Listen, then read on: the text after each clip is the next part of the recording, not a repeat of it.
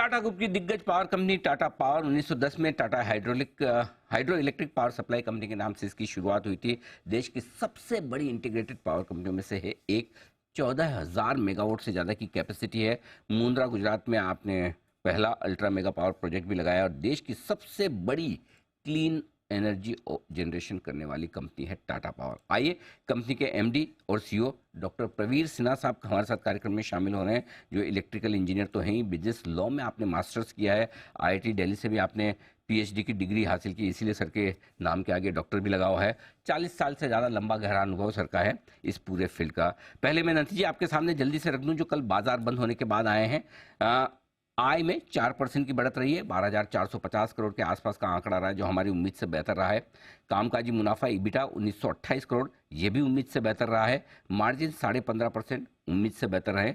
मुनाफा 940 करोड़ के आसपास आया, 50% बढ़कर, यानी कि नतीजे अच्छे रहे हैं टाटा पावर के। सिन्हा साहब, बहुत बहुत स्वागत है आपका। सर धन्यवाद हमें समय देने के लिए। सबसे पहले बताएं सर, लगभग हर एक पैरामीटर पर नतीजे थोड़े बेहतर आए हैं साल दर साल अगर कंपेयर करें तो, क्या वजह है? इस तिमाही के हाइलाइट्स क्या रहे हैं सर?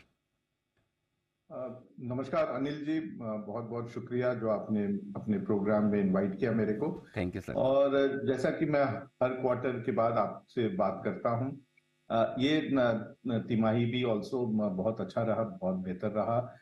हर पैरामीटर पे हमारे परफॉर्मेंस अच्छे रहे और ऑपरेशनली भी हमारा जितना बिजनेस है, चाहे हम कन्वेंशनल कोल, हाइड्रो, गैस का देखें या हम अपने ट्रांसमिशन डिस्ट्रीब्यूशन का देखें या हमारा जो रिन्यूएबल का बिजनेस है, तो सब में बहुत अच्छा परफॉर्मेंस रहा है। बड़ा कैलिब्रेटेड एंड सुचारू रूप से जो कंपनी चल रही है उसका आपको देखने में मिल रहा है इन द रिजल्ट्स। और ये एक ट्रेंड अच्छा कंटिन्यू हो रहा है। ये इनफैक्ट 14th कंसेक्यूटिव क्वार्टर है जहां पे हमने पैट में ग्रोथ दिखाया पिछले क्वार्टर से। सो ये आप मान सकते हैं कि ये कंसिस्टेंट परफॉर्मेंस का एक बड़ा अच्छा एग्जाम्पल है। और जो एक और नंबर में देख रहा था ईबिटा का, यानी कि कामकाजी मुनाफा 1928 करोड़ जो पहुंचा है, अगर मेरी नॉलेज सही है तो ये ऑल टाइम हाई है। किसी भी तिमाही में सबसे ज़्यादा ये कामकाजी मुनाफा आपका ईबिटा पहुंचा है। मार्जिन मेंटेन है 15.5% के आसपास। जरा एक बार ये बताएं सर कि किस तरह की ऑपरेशनल परफॉर्मेंस की उम्मीद आने वाली तिमाही और पूरे फाइनेंशियल ईयर से की जा सकती है, और मार्जिन को लेकर आप कहाँ कंफर्टेबल है, किन लेवल्स पर मेंटेन कर पाएंगे या बढ़ा पाएंगे? जो आप परफॉर्मेंस देख रहे हैं, ये परफॉर्मेंस कंटिन्यू करेगा आगे भी, और हर क्वार्टर में भी और पूरे साल का भी हमारा अच्छा ही परफॉर्मेंस रहेगा इसी तरह से। और मार्जिन पे हम काफी काम कर रहे हैं, काफी जगह हमने काफी ग्रोथ किया है। आपने देखा होगा कि हमारा रेवेन्यू भी काफी इंक्रीज हो गया, सो काफी ग्रोथ हुआ है। तो इस साल हम मार्जिन पे भी काफी काम करेंगे ताकि हमारा जो भी प्रोजेक्ट हम एग्जीक्यूट करते हैं या हम जो एग्जिस्टिंग ऑपरेशंस कर रहे हैं, इसमें हम बेहतर इफिशिएंसी कैसे ला सकते हैं एंड बेटर सप्लाई चेन कैसे कर सकते हैं। तो काफी हमारा फोकस इस साल रहेगा मार्जिन इंप्रूवमेंट पे एंड टू इंश्योर कि ये कंसिस्टेंट परफॉर्मेंस रहे। तो आप अगले एक साल में जरूर देखिएगा कि हमारा ये margin improvement will happen continuously. बिल्कुल। तो मार्जिन्स में इम्प्रूवमेंट की और भी गुंजाइश है, 15.5% की। ऐसा नहीं कि ये टॉप हो गई, यहाँ से भी बेहतर हो सकता है। सर आपने कॉन कॉल में भी ये बताया कि कुछ 4,000 करोड़ रुपए का इन्वेस्टमेंट दो फंड की तरफ से आने की उम्मीद है। जरा इसके बारे में विस्तार से बताएं, कितना पैसा आ सकता है, कब तक आ सकता है?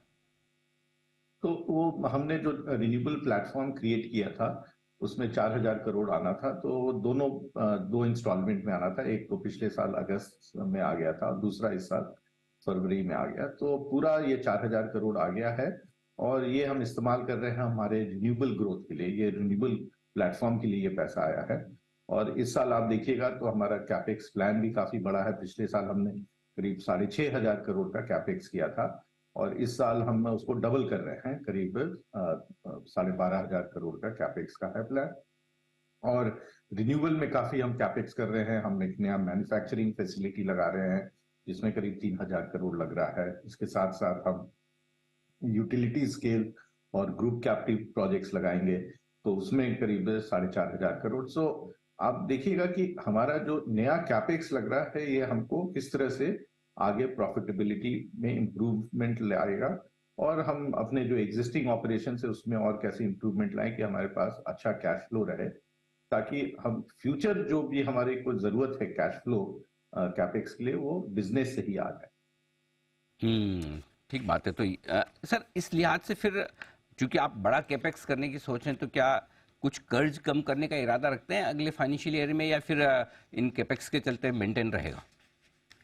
तो आप देखिए कि इस साल भी हमने 6,500 करोड़ का कैपेक्स किया, इसके बावजूद हमने कर्ज कम किया। जो हमारा 39,000 होता था नेट डेट, वो 35,000 आ गया है। और हम कोशिश में हैं कि हमारे पास इतना इंटरनल एक्रूवल्स आ जाए कि हम उसको पूरा कैपेक्स, बट कभी कभी ना थोड़ा टाइमिंग का इशू रहता है, तो फॉर शॉर्ट पीरियड में भी थोड़ा सा डेट लेना पड़े, बट ओवरऑल बेसिस हम उसी अराउंड सेम नंबर्स हम एक्सपेक्ट कर सकते हैं। बात है।